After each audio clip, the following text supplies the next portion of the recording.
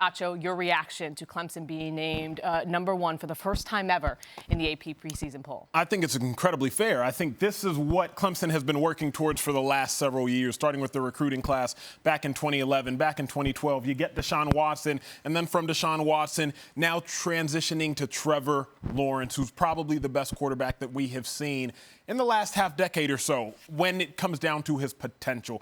It's more than fair. I think Clemson is the best team in college football. Yes, they lost some pieces on defense, but what they have on offense cannot be touched. I agree. I think, don't forget Kelly Bryant, though, right? 4-0, right?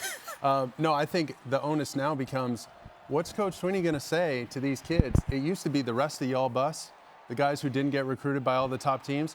What's he going to say now? What's the motivation now? Because these kids, just like we got this top 25 report, I mean, they got these rankings on their phone maybe before we did, right?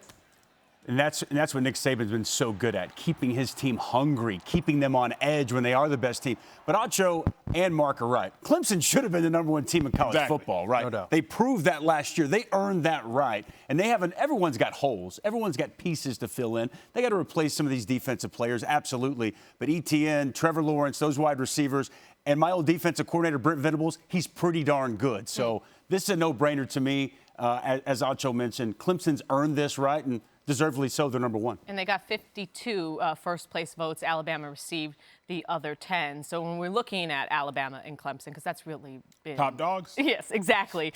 Who, when you look at the rest of the top 10, is most likely to challenge those two up at the top, Acho? To me, I'm not going to go with the low-hanging fruit. It's easy to say Georgia, but I'm going to say Florida.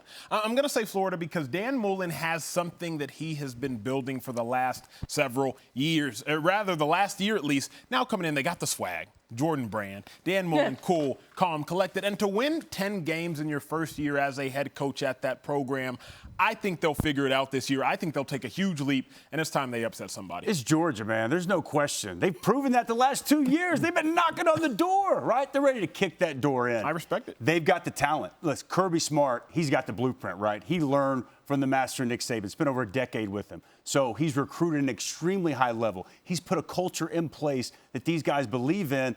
And at the line of scrimmage, I did their spring game this year. I was a referee at their spring game.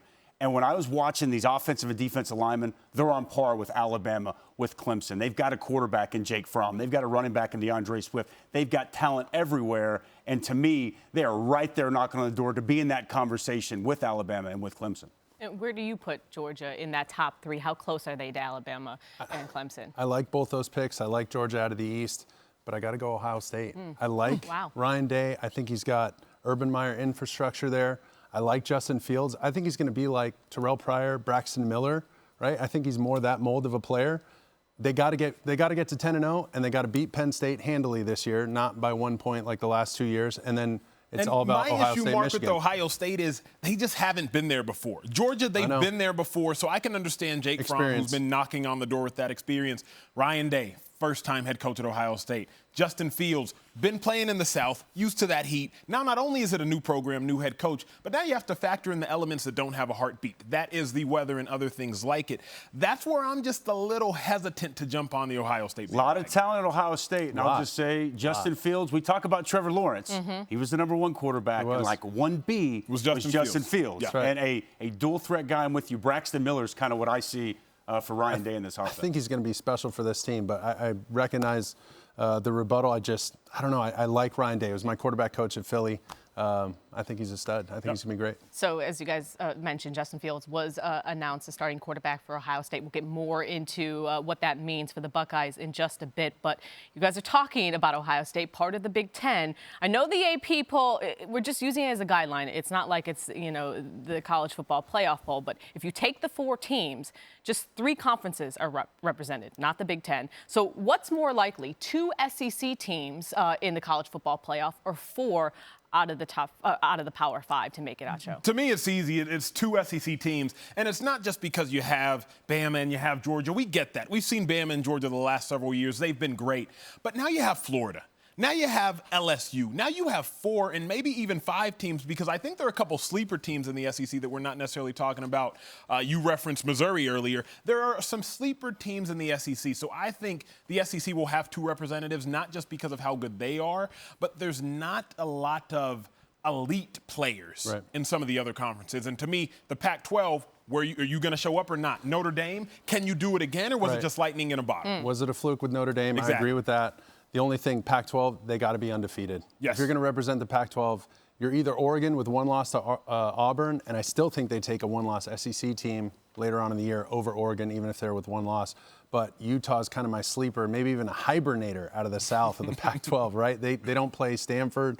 They don't have to play Oregon in the North. So they have the easiest road, but they can't slip up against anybody. So that's tough. The Utah D-line is nasty. They're I tough. really like that. Okay, but here's what I'll say. This is simple. It's math, right? 5 years of the playoff. How many times have we had two teams from one conference? One time. And why was that? It was because of a crazy thing that happened.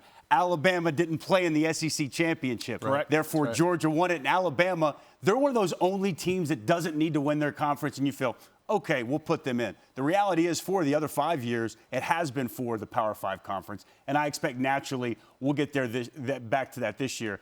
If the Big Ten isn't represented this year, That's a boy, problem. There's a And big I'm problem. with in you. I that agree. conference, That's they a are problem. going to By the be way, I very say Power upset. 5, but also Notre Dame, Absolutely. as we That's saw right. last Correct. year. I don't know if I see the Big Ten being represented, and I think that may be a whole nother conversation. But I think it, like Mark alluded to, it could be a war of attrition in the Big Ten. Right. I see Michigan beating Ohio State because if not now, then when? Yes. I don't know. You have to that's show the it to hot me They take. have It's a to prove beat it year. Ohio It's a State. prove it year for Harbaugh, right? It's a prove it year for Harbaugh, but sooner or later you got to beat those folks. And you just lost 50 touchdown Dwayne Haskins. I just see it happening sooner than later, but I also think Michigan might have another blemish on their record. It could get ugly in the Big Ten. We're so glad you're watching ESPN on YouTube. For more sports and analysis, download the ESPN app. And for live streaming sports and premium content, make sure you subscribe to ESPN Plus. We'll see you there.